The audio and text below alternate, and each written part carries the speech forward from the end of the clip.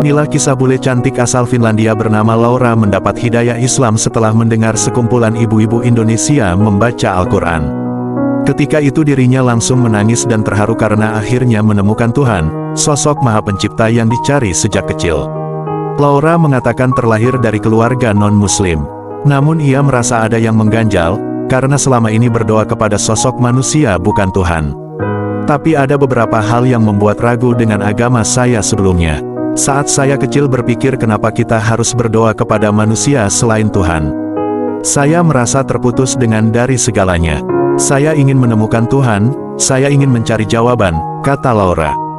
Akhirnya Laura memutuskan pergi dari negara asalnya dan tinggal di Indonesia. Itu karena dulu orang tuanya sempat tinggal dan bekerja di Indonesia, sehingga dirinya mendengar banyak tentang negara ini. Laura melihat ada banyak agama di Indonesia.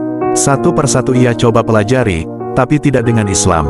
Sebab, Laura mendengar hal-hal negatif tentang Islam, sehingga membuatnya tidak menjadikan Islam sebagai agama yang dituju. Meskipun Indonesia mayoritas adalah Muslim, banyak berita negatif di berbagai media. Apa yang mereka ajarkan sampai banyak drama. Maka saya pun ingin tahu apa yang dikatakan Quran, terangnya. Tidak ingin sekadar menilai dari sisi apa yang didengar, Laura akhirnya bertanya-tanya kepada teman-teman muslimnya tentang kebenaran Islam dan isi di dalam Al-Quran. Ternyata jawaban yang diperolehnya sangat masuk akal. Apa yang diajarkan Islam sangat selaras dengan kehidupan. Kemudian suatu hari Laura pergi ke kota Medan, Sumatera Utara. Ia kebetulan tinggal di salah satu homestay yang letaknya sangat dekat dengan masjid terbesar di daerah tersebut.